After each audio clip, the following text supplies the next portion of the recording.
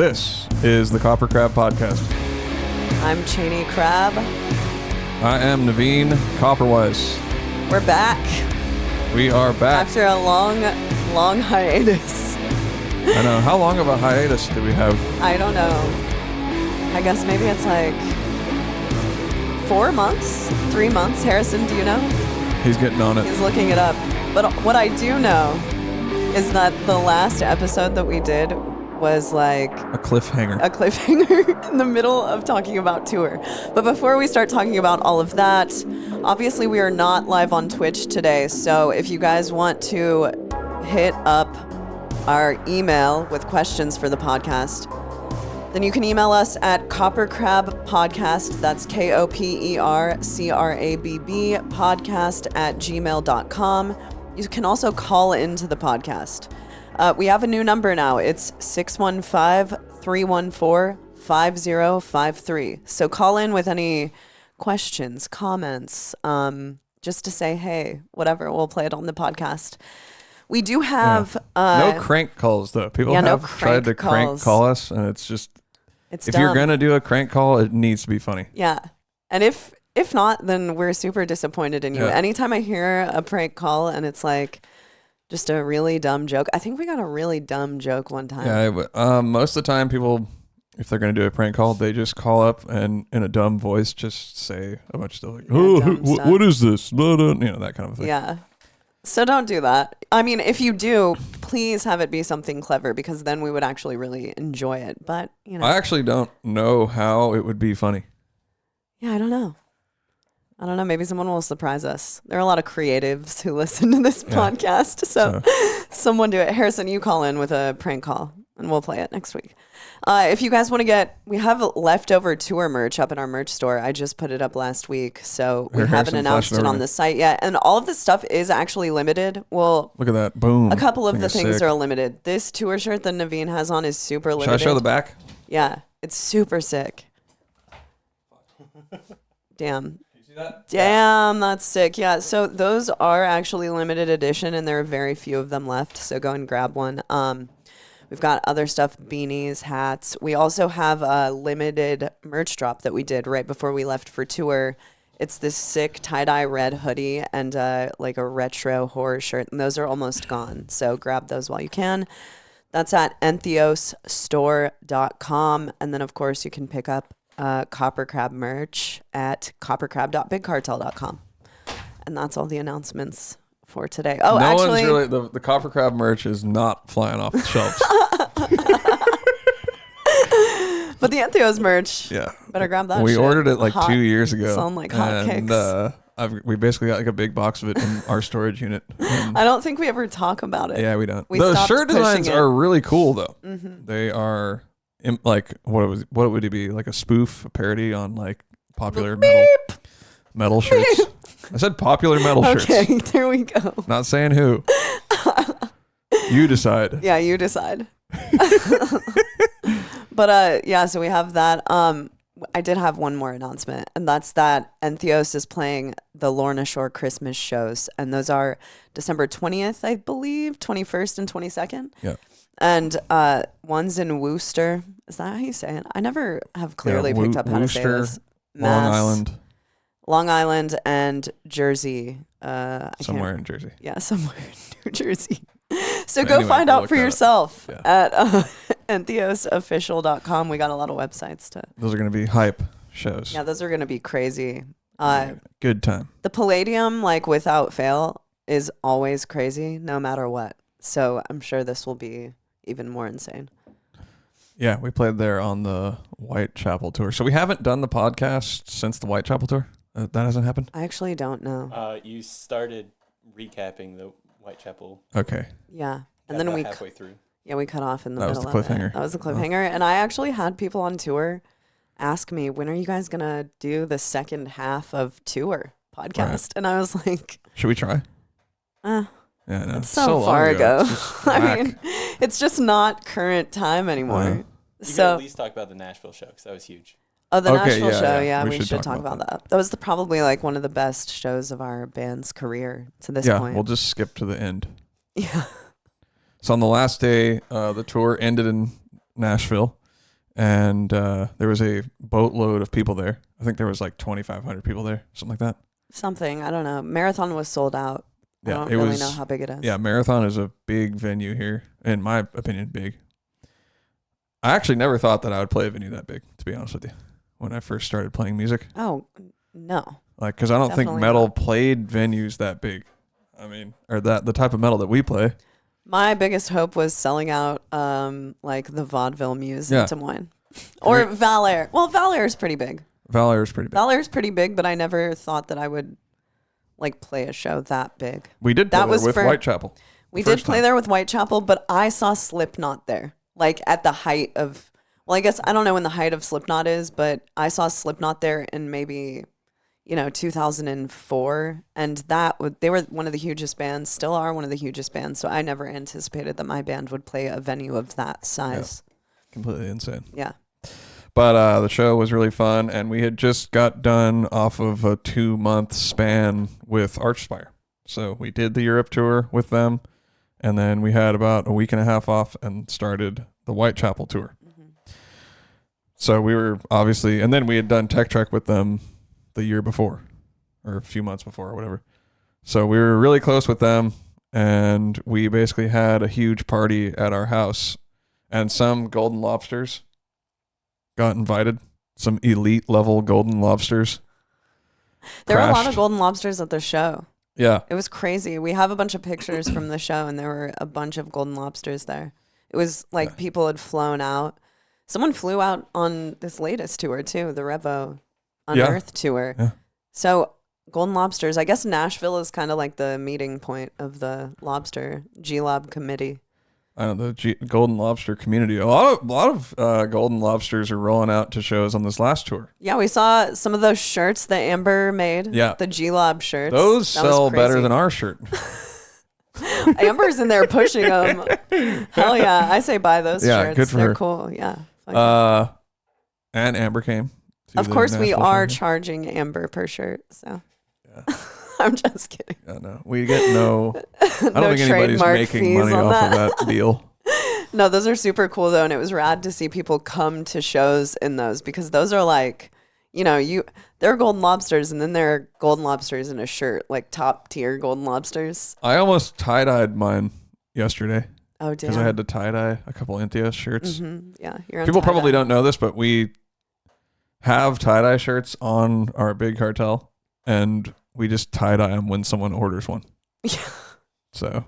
Which maybe not an efficient way to do it, but the thing is but that a cool people, way. I bet if people knew that, they would probably be worth more money. Yeah, that we're giving TLC into each perfect little t-shirt. It's like, all right, someone ordered one, let's tie that. But some people still order that shirt not tie-dyed. So. Yeah. Which, maybe we should just have it be an option. Plus tie-dye. Oh, that's smart. $15. That's smart, Naveen. Yeah. Fuck. Hand tie-dyed by Naveen or Cheney. Marketing. But yeah, I almost tie-dyed my Golden Lobster shirt. Elite level Golden Lobster shirt. That's what we should have. Yeah. Anyway, so we had a party at the house, and Archspire was in a bandwagon, which is kind of like a tour bus, if you guys don't know about that. Anyway, I had them just like park it on the front lawn.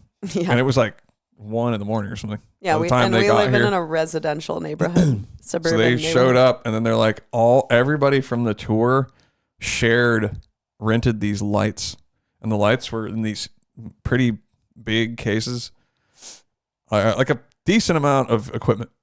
And they're like, Naveen, we got to put the lights here, man, because they're like, Signs of Disform was supposed to take them home and deal with them and return them or whatever, but their trailer door broke and they couldn't put them in the trailer. Oh yeah, I forgot about that. So like I've been partying all day. I'm like drunk, having a good time. Everybody's at the house, and they showed up kind of after everybody. They showed up at partying. Like 2 or 3 in the morning. Yeah, I believe it was between 1. I think it was probably about 1, because they had to get ready to go to the airport the next day. Right. And we were all already over here. Mm-hmm. Some friends from the show. Anyway. So they come over, Naveen, dude, Dean's like, where are we putting the lights? And I'm like, we're not. Like, it's not my problem. It's like, see you later. I'm going to go have fun. And then after a while, he's like, all right, dude, I know like this is really whack, but we got to find somewhere to put him. So we have like a little shed, and I was like, maybe we could put him in the shed. And it was kind of sick. Like I opened the door and Spencer just started from Archspire, just started like moving shit around, and like everybody pitched in, and we unloaded all this equipment into the barn, I call it, the shed. And it took like 10 minutes. So I was basically tripping as usual. And then, of course, you know, our shipping company came and grabbed it. Anyway, they hung out at the house and everybody was here, and it was like surreal and so fun. I wish that we could end every tour like that. Yeah, and that was technically like our housewarming party. That was the first party we've had in our house since we moved here. And God, that was a good one. Really fun house to have a party in, I might add. Because we do have cool lights and stuff. We do have cool lights. That was one of the first things I did when we moved here. I bought those huge shout out Hugh color bulbs. Which are sick as hell. Each room had its own vibe. Yeah, it's pretty cool. So we do have the party down. We're pretty good at that. Oh, and another thing that I did. So I got on DoorDash, and there's this spot called Roma Pizza and Pasta in Nashville. And I straight up just ordered like $300 worth of food, grabbed a bunch of shit, and ordered it straight to the house. It all got eaten, and it was so fun because me and my friend Lucas and I think it was me and Lucas, we just started opening boxes because we didn't know what was in any of them. Yeah. And every box was like a surprise of food. Yeah. It was, the fact that that was only $300 blew my mind. It was amazing. It was I mean, I would have estimated that at like a $700 order. Me too. I mean, there were pizzas, there were pastas, there were like mozzarella sticks and chicken wings and all this stuff. So anyway. We are very pro partiers. You know, I feel like we learned a lot from your dad because your dad is a fantastic party guy. Host. He's a fantastic host. Everybody in the Copperwise family is pretty good at fantastic hosting. Yeah, it's inspirational, really. Yeah. So yeah, we had a great party, and that was the last day of tour. We since then have put out a couple of live videos from that show. We have. I wish we would have gotten better shots of like the pit, because that was one of the craziest shows that we've played. But that was a last minute idea. Yeah. Which I might want to add. Totally. I was last minute. Let's grab the cameras. We had a photographer, Rachel, coming out. And I'm like, can you? And in hindsight, I would have said, don't take any pictures and just get footage. That's another. Oh yeah, thing. Because we didn't know what was going on. But shout out Rachel Craig, because she came through last minute and just shot a bunch of footage for us, and a lot of it is in the killer. video. Yeah, it looks amazing. So now we have these really pro videos, live videos from that show, and it's a great memory because that was just an awesome day. It was. And we had an awesome party. You know, and I want to say about that Nashville truly feels like a home. I know. I agree. Like, we have so many friends here, and just friends who are doing cool things and into cool stuff. And those shows really, so many of our friends come out to the shows, and our friends, including, you know, fans of the band, whoever that we've met who live in Nashville. And it's just so fucking fun. Like, Nashville feels like a home for us and our band in a way that Santa Cruz never really felt. Like, we never really had that for our band in Santa Cruz, and it's something that I really wanted us to have. And Nashville has been truly incredible. Even this last Nashville show that we played with Revocation and Unearth and High Command was so fucking fun. And it's so cool to have that community here. It feels like a home base. 100%. And a lot of people, I feel like people are picking up on the fact that we live here. Yeah. And Shani and I go to a lot of shows, so we meet people that way. Just people will be like, hey, I've seen you guys at like 5 shows. Like, you go to every show. And we're like, you're damn straight we do. Supporting. That's something that's cool about here, though. You know, when we lived in Santa Cruz, it's so cut off from... Like, people might not realize that Santa Cruz is separated from San Jose by a mountain, and it takes like 30 minutes to get there to San Jose, and there are never shows in San Jose. Shani's hating on Santa Cruz. Well, no, I'm not. I love Santa Cruz, but as far as shows go, like, there are no... There's not that many shows. Santa Cruz is just now starting to have shows again at like the Vets Hall and stuff. Well, we went to one of the last we went to the last show before the lockdowns The Terror Show. Yeah, the Terror Show. So Santa Cruz was like starting to have more shows when we left, but for the 10 years that we lived there, there aren't a ton of shows in Santa Cruz. Not really. And to get anywhere where there are shows, like there are still rarely shows in San Jose. Well, there are shows there, but they're like folk, like turtle folk. Yeah, it's not like metal. I want to go and see metal shows, and so even in San Francisco, I feel like shows have stopped going there. Stopped going there. Tours have kind of stopped going to San Francisco altogether. And let's be real, driving that drive to go to a show in the Bay Area, it's a huge deal. It's a totally huge deal. It's an all-day endeavor, and it's not a convenient thing. And in Nashville, it's so much more convenient. Even we've been going to this spot called Hop Springs in Murfreesboro, and you went to like a hardcore collective in Murfreesboro. What's the name of that? Graveyard Gallery. Yeah. So is that like just a venue, or does it double as something else? No, it's just a venue, but they have all kinds of shows there. It's an all ages venue. So they have raves and shit like that there. Oh, wow. It's really cool. We should go to one. Yeah. It reminds me of Dark Matter here. It's very similar. All ages, artistic vibe. Totally. Snack. They have a little snack stand. But I mean, off the top of my head, I can name like 7 venues to go to metal shows in Nashville. So that has been something that we were doing kind of all summer. And it's shows have sort of slowed down, unfortunately. Right now, yeah. Or maybe we just haven't been home and we're not keyed into what's going on. I've been looking on Instagram. Me and Harrison were looking on tour. Yeah, really? Didn't find anything. I know that there is like, I think Fit for an Autopsy and Exodus and Darkest Hour are coming in November sometime. Okay, yeah, I did actually make a note of some other shows too. Yeah. There was a couple in December. But anyway, that's been like a thing that has been fun to get back into, because when we lived in Santa Cruz, we were not going. Yeah. We went to every show that came through, but it's like that's not that many. Yeah. That's maybe 2 shows a year, 3 shows a year outside of us being on tour. So it reminds me of when we moved to LA. Yeah. And there was just kind of had this vibe of it's like happening. Yeah. And a lot of bands were there. A lot of shows were going on at that time. And we were kind of doing stuff all the time. And it was really fun. Also, just a lot of metal people live here and are moving here who are involved in, bands that we tour with. Mm-hmm. So that's really I'm always cool. trying to get people to move here. Like, totally. Dude, you should move here. Come on. Absolutely. One of my best friends moved here from Portland. It's like, yeah, hella cool. Right down the street. It's really cool that a bunch of people, but, long story long, Nashville has been a really cool community to be a part of, and it truly feels like a home in a way that I haven't personally felt since I was like, in Des Moines and a part of the scene. Totally. Well, I think moving things forward, we spent the summer recording an EP. Yeah, and it's finally... Am I allowed to say that? I don't know. Maybe. I think we've said it before. That's okay. We've said it before. No, I put it on my Instagram. Yeah, let's not say the name of it or anything. But yeah, we spent the summer doing that, and we're finally done doing it. Yeah. So we got home from the Whitechapel tour, and then I pretty much just immediately started writing an EP, and then wrote the whole thing in 6 weeks or something, a month maybe.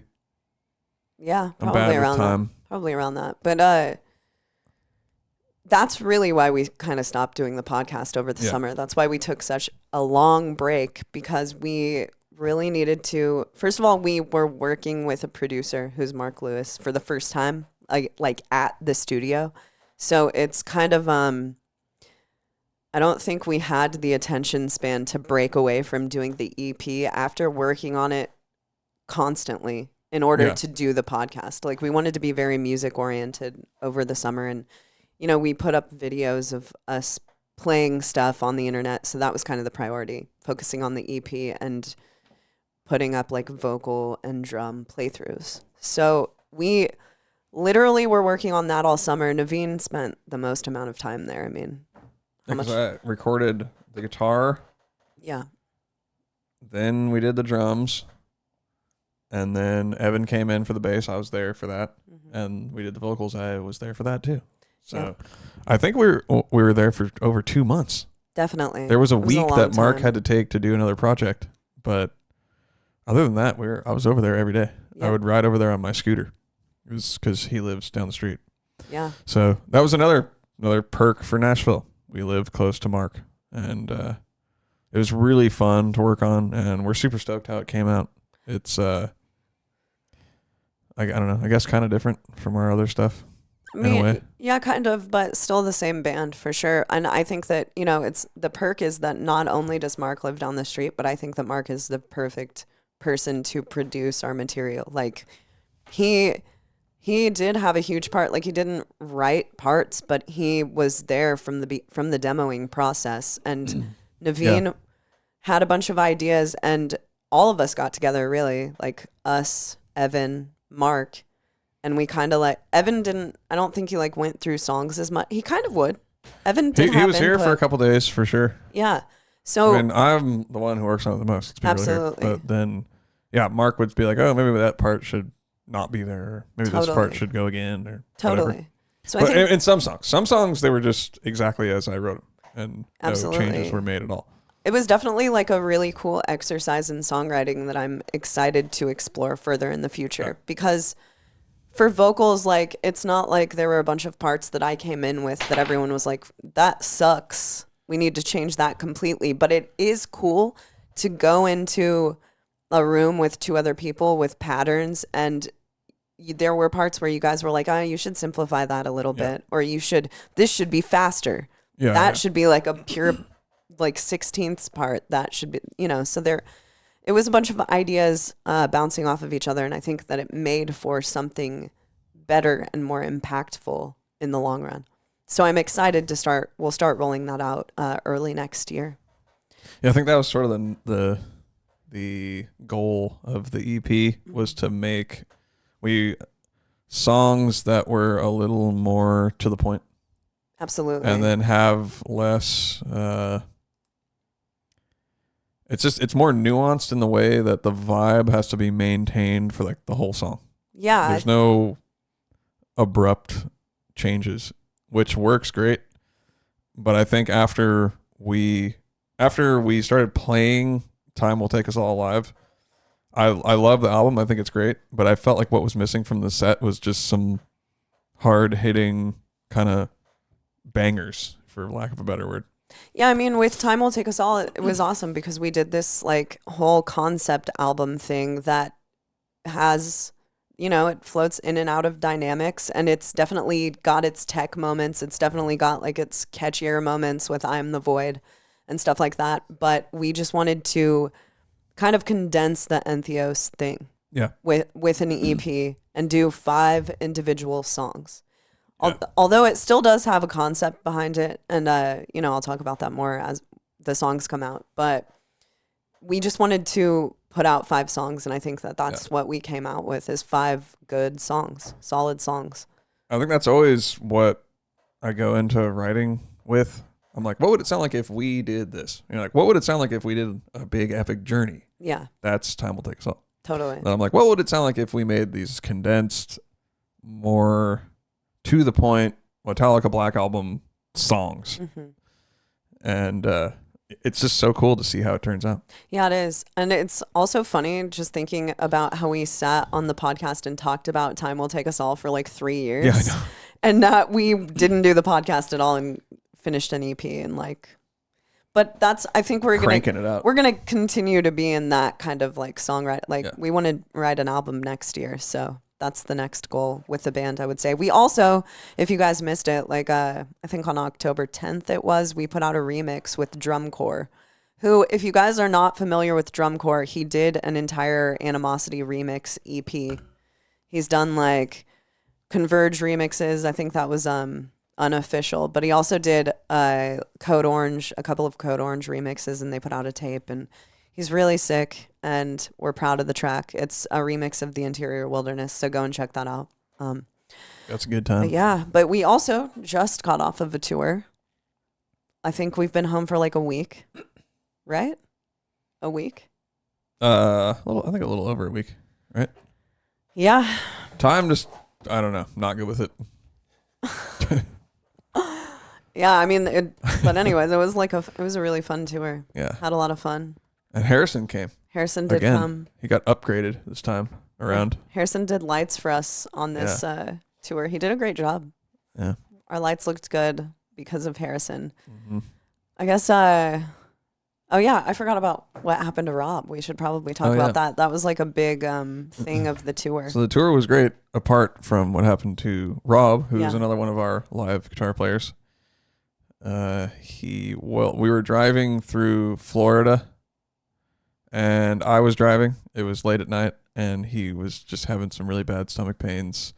So we pulled over a couple times for him to use the bathroom, and he was just in bad shape. And I thought maybe he had food poisoning, or I didn't really know what was going on with him.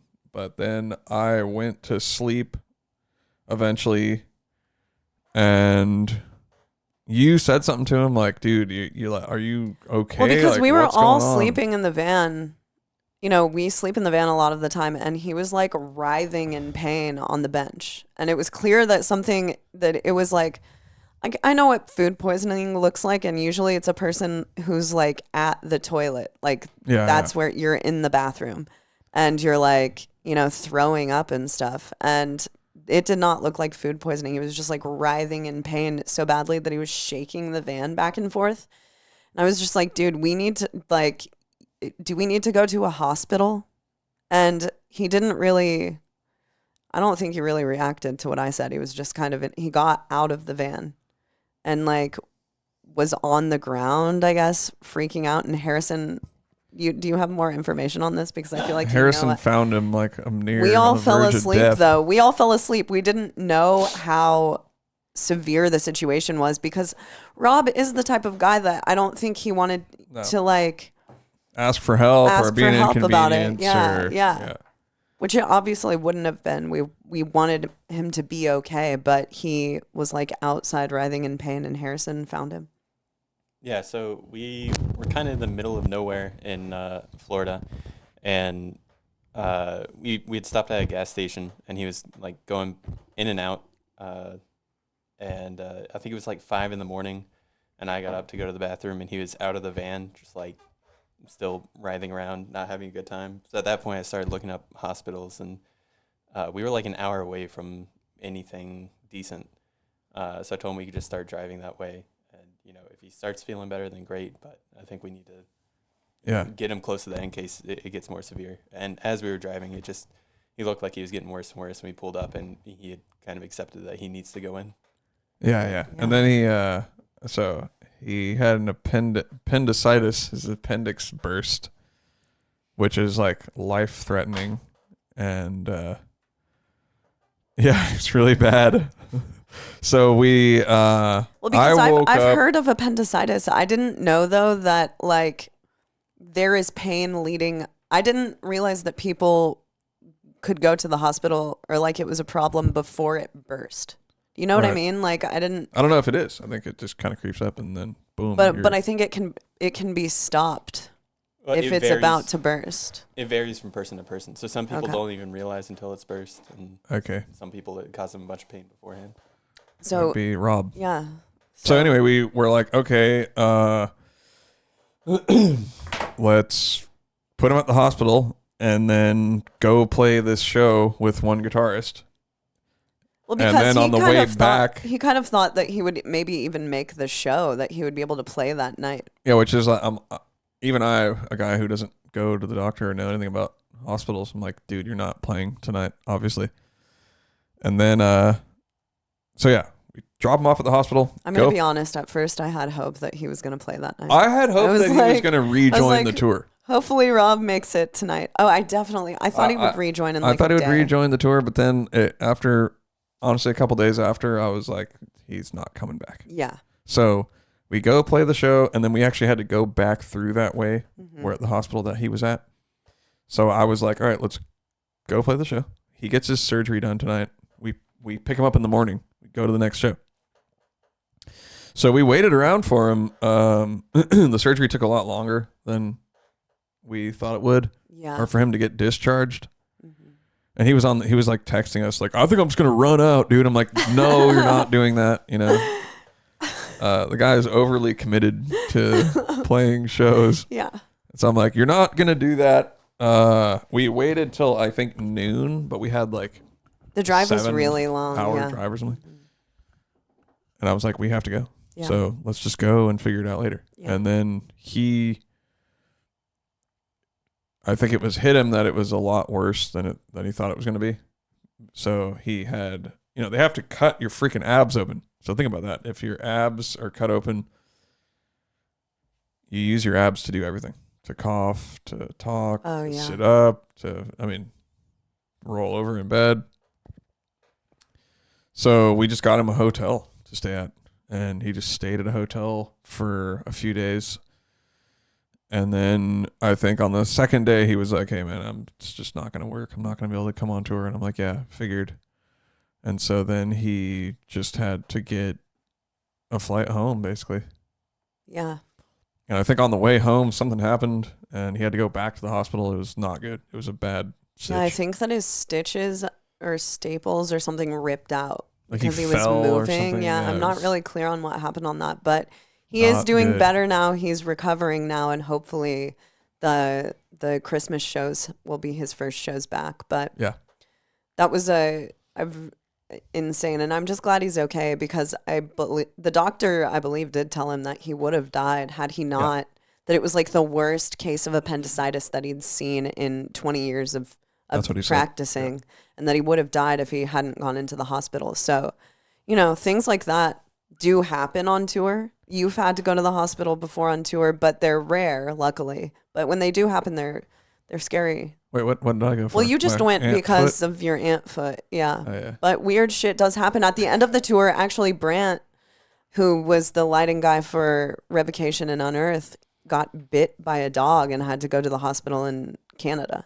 So did you see that, Harrison? Yeah, it's crazy. Yeah, it was in the van. Harrison. Yeah, we were with Harrison. But crazy shit does happen sometimes on tour. Man. Another thing that happened on tour, speaking of crazy stuff that happens in Barrie, in Canada.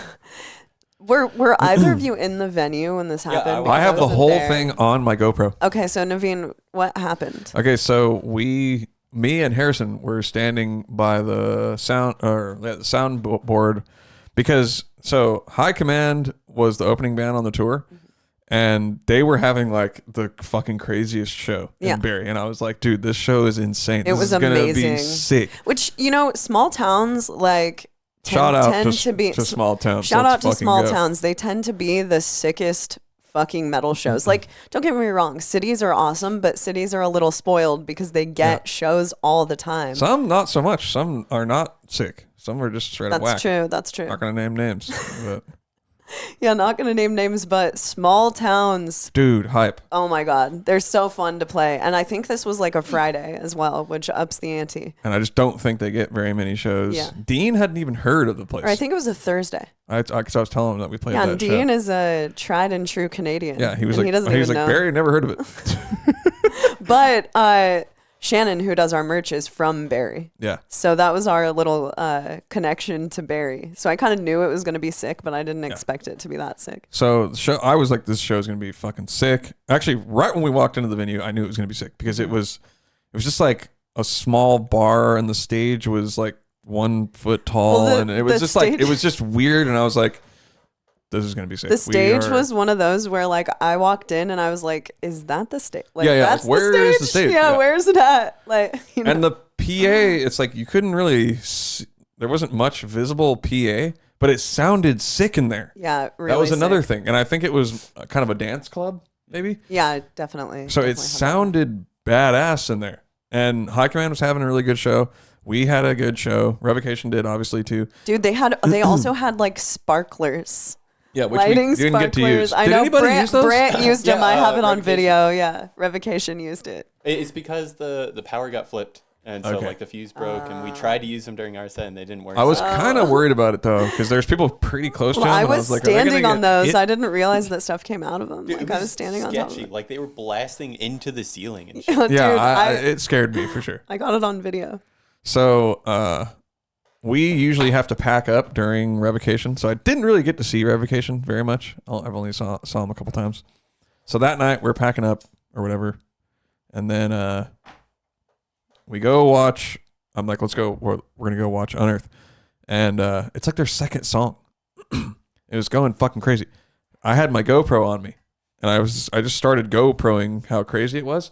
Then I see this fucking guy grab one of the sprinkler pipes, and like you can tell when a pipe is fine for you to hang on and not fine. Yeah. Like I can at least. And I'm like, that is not a pipe for someone to grab onto. It was a puny. I wasn't in there when it happened. I was at merch, but it was a puny, it was small like, little pipe. Yeah. So he grabs it, pulls up on it, and it's boom, like it just bursts. And he was definitely like he was just like he was yanking on it a few going times. Crazy. Yeah. I don't know. Some people thought that he was deliberately trying to pull it down. I mean, if you look at the videos, it definitely looks like it. Hey, could be. Or he was just a drunk guy. You know, like maybe. I mean, I don't know. He was a hardcore mosher. Hardcore moshers. So he was doing his thing, ripped it down, and I'm like, oh my god! And like, there's lights and everything, so you can't exactly tell what's going on. But I knew that the crowd was getting water on them. Yeah. They're getting just drenched. I don't know if And then I'm like, oh my god. And then I'm like looking on stage, and the guys are kind of like holding their guitars like up against the side, trying to not get wet. Mm-hmm. But then I noticed though that the drummer Mike is just getting completely just fucking fire hose sprayed. And Buzz, the guitar player, his whole rig is just getting fire hosed. Oh my god. So then Brett, who's in Revocation, and he also like TM'd the tour managed the whole thing. He was kind of the main guy. He runs in and they stop playing because it's like so they crazy. Finished the song. Props to them for like finishing. Yeah, I know. Like they just kept going. Sick. Yeah. And then I think Mike was like, I don't know, pissed about it or whatever. So he ran outside. And then it's spraying water everywhere, and everyone's just kind of standing around like dumbstruck, doesn't really know what to do, including myself. I'm like, what am I going to do? Like fix the pipe? And then they're trying to like push the pipe back, and I'm like, this dude, not going to happen. Like when water erupts like that, there's yeah. How could you stop that? I mean, there's thousands of gallons of water. And then there's like sediment in the pipes, so it's like shooting out like brown and black water. Oh my god. And then, fortunately, it wasn't shit water. Oh my god, that would have been. So Brett comes in, and they're running around, and then I go down to the floor to just try to help, like move gear and stuff like that. And Brett's like, "Show's fucking over. Everybody, get the fuck out of here," And then people are kind of just standing around dumbstruck they don't really know what to do. But then, yeah, they closed the show down. They got out, and I was like, I don't know that much about plumbing. So I was like, hey, let's go out to the street and turn the water off. But apparently that doesn't shut off the sprinklers. Oh, really? Yeah. So the fire department had to come and shut the water off. And by that time, there was a good like inch of water in the entire. Yeah, there's an inch of water. The promoter was straight up crying. I have video of after the fact. Yeah. The promoter was crying. I wonder what happens to that guy. I wonder, I would like He took off. Yeah, but I want to know if they have found him by now. I mean, Barry is a town of how many people? Yeah. So he was lot probably of people down the street. It on video. Like his face is on video. Yeah, man. This guy that was there taking like professional videos. Mm-hmm. He has the most amazing video. It's like he's filming Unearth, and he's up in the front, and it's really intense. And then he just turns around, and it's like it all happens in like 10 seconds. It's perfect. And he boom, just pulls it down. Water everywhere. Yeah, it's insane. Which, moshing is great, you guys. We love moshing. Don't grab the pipes. But do not grab the fucking pipes. No matter what you do, no one's going to think you're cool or hardcore or whatever for doing that. You're just ruining the band's gear. You're ruining the band's set. You're ruining the promoter's night. You're ruining maybe the business owner's life. So yeah. And you're going to charge you are going to get arrested for doing that, or you're going to get fined or something, I would imagine. I don't know what happens. And maybe not arrested, but. I felt bad because Unearth was having such a good show. Like, the crowd was fucking going crazy. I guess, would you get sued over that? Is that what would happen? I don't know. I'm sure there's a law against pulling the pipes out of the ceiling. Maybe. I don't know. I don't know. Yeah, we'd have to look that one up. I'm not familiar with Canadian law. Canadian water pipe laws. But so that was pretty Eventful. Yeah, eventful. Surprisingly, the next day, their gear worked. Somehow. Their gear worked. And luckily, the show in Toronto was the next night. And it's so close to Barrie. I think it's an hour drive that, people drove from the Barrie show and went to the Toronto show the next night. So. And then also that club had the strictest security out of any fucking club. Yeah, someone told me that the way I say Toronto is wrong. Yeah, it's Toronto. Toronto. Sorry that I pronounce my T's. Yeah, no, it's not. Sorry Toronto. about that. Toronto. That's how I'm going to pronounce it the next time on stage. Hello, Toronto. And Drake did not come to the show. Drake did not Didn't come. show up. What? So, kind of a bummer. For those of you who don't know, Drake follows the band and Chaney. And he did, when Chaney said, "What show are you guys coming to do on Instagram?" He left a comment, Toronto. But we didn't reach out to him. Toronto, no. So no Drake there. He's running through the 6. We Not were running. Yeah, he's running through the 6, not at the show. Yeah, so that was fun. And also touring with Revocation and Unearth and High Command was so much fun. There was just an air of the tour that made me feel like I was a kid in a touring really band. It was just like that kind of tour, It wasn't super strict because, there are a lot of tours that are super like, got to be here at this time, got to do this, got to do that. They're very like, but this was kind of just like a chilled out tour. And Brett was the TM, which if you guys don't know what a tour manager is, then tour managers kind of like... They're the camp counselor. Yeah. And they don't orchestrate the whole thing, but they're in charge of the day-to-day events. What time are we getting there? Exactly. They're the guy. When you have a question, you go ask them. If you have a question, if you have a complaint, if you need a new tour pass because you lost yours, then they will give you another one. That's where you go. Yeah. Every day they're telling you what to do. They're handing out the wristbands. So it's very atypical of a band member to do the tour managing. So it's very props true to Brett for making that happen. He did a great job, and he's just wonderful. Like the funnest dude on the planet. Yeah, he's great. Yeah, it was really fun. And it was actually the first tour I've ever done sober. Yeah, good job, I ripped it, no alcohol. Yeah. Actually, no anything. I didn't do any alcohol, weed. I don't do weed anyway. But that's true. I drank coffee. That was it. Coffee is sort of a necessity on tour. Let's be honest about that. Gotta do it. Because you're getting such little sleep. No matter what kind of traveling you do. If you get a hotel every night, then you basically get to a hotel at like 2 a.m. and you get to sleep until sometimes only 6. Yeah. And you have to get up and get in a van and drive to the next show. This tour shop. had a lot of short drives, so. That's true. I mean, a lot of the time we would get pretty good sleep. But still. It was still a little hot certain days. You're still like sleep deprived, no matter what. Which way you spin it. So it's like, where was I even getting at? The coffee. Oh, so you have to drink coffee every day. I love that coffee. You gotta drink coffee. We're Starbucks regulars because they're all over the country. And Canada. But I will say, not drinking, you get better sleep. Oh yeah, I would imagine so. That makes sense. I felt pretty good for the most part. Kind of like I do at home, honestly. Yeah, that's good. Mm-hmm. I did notice that because I didn't really drink when we were in Europe. And it's like, I just felt really good every single day. You just kind of wake up. But, there is also the flip side of you don't want to hang out as late as you would if you're drinking. No. Which I'm like, after the show, I'm like, let's go. Yeah. Let's fucking get out of here. Totally. Yeah. I still am that kind of person. Like, I do like hanging out a couple of times a tour, like past. Yeah. But to me, it's like once the show's over, that's kind of the end of the party. Yeah. And, you watch a band. I feel, we were just talking about this yesterday. The older that I get, the more I don't really like going out just to a bar. Yeah. Like I want to go see music. I want to go see comedy or go and, have something go to an event, something that where there's like a participation thing, because going out to a bar, it's like a ton of people screaming. It's hard to have a conversation. It's really like, not, I will do it. I do it, but I do like Saturday to see a band. Yeah. Yeah. Well, I'd rather see a band or something. That was pretty interesting, not drinking. It's kind of, you just feel the same all the time, which is weird.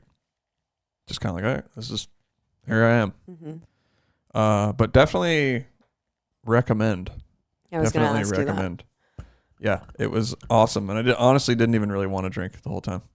The first time I wanted to drink was actually, there was one night I wanted to drink, and that was in Barrie. And that was because I went to the merch, and Shannon was like, some guy bought you these drinks. And the drink just like looked so good. It was like a cocktail or whatever. Yeah. And that was the only night where I was like, that looks pretty good. But I just didn't do it.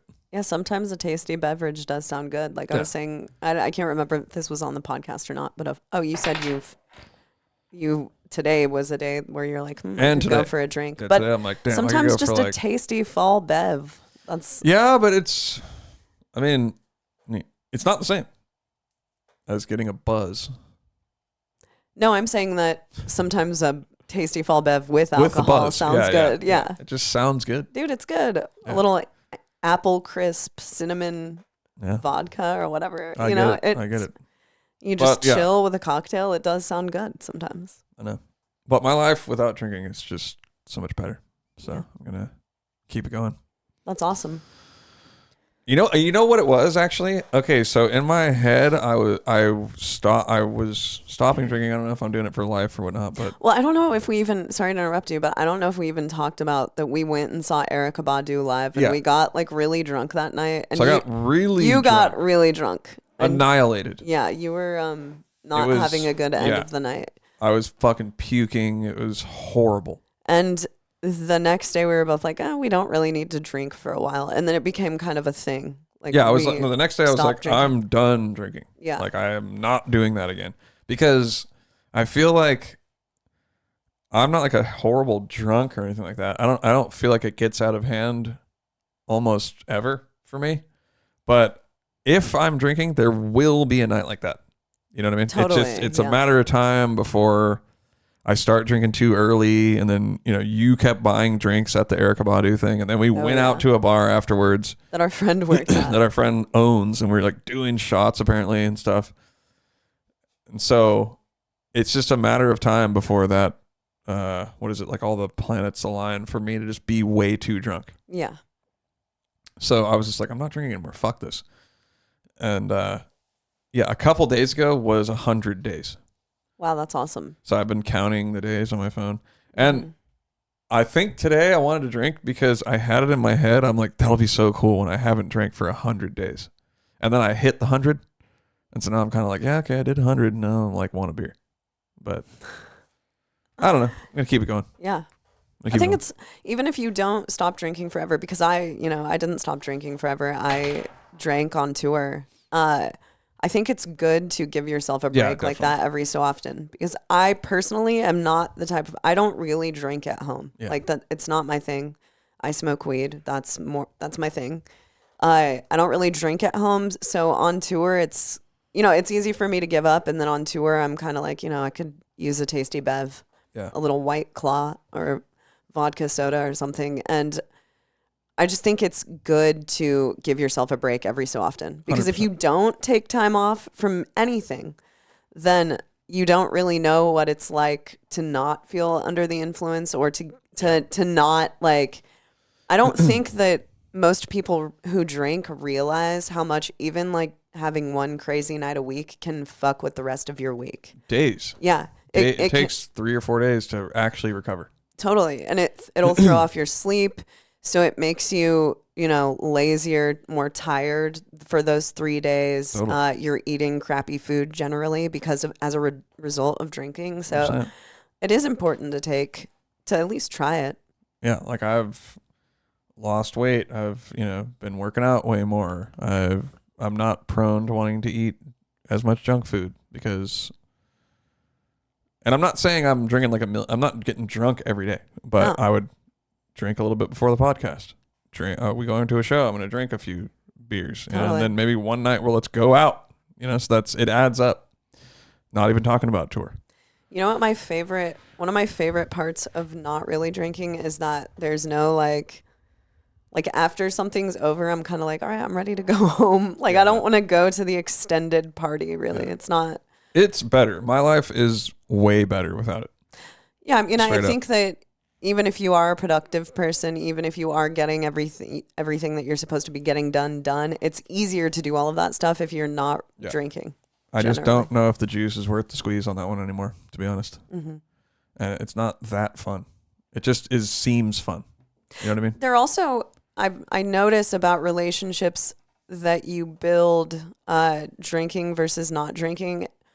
A lot of the time, if you're building relationships on a drinking basis, then those are kind of like surface level relationships and friendships. But if you hang out with people and you're sober, then you build like deeper, more meaningful relationships and have deeper, more meaningful conversations. And it's just like 100%. Overall, I think an important experience to have and a more beneficial experience to have. And it is sort of weird if you're used to going out and drinking those first couple of times that you just right when you get somewhere and you're not drinking. But once you're there for 20 minutes, the awkwardness kind of goes away. It's like being a kid. When you were a little kid and you'd go to a birthday party, you'd be all like, oh, this is weird. And then you start playing and having fun. Mm-hmm.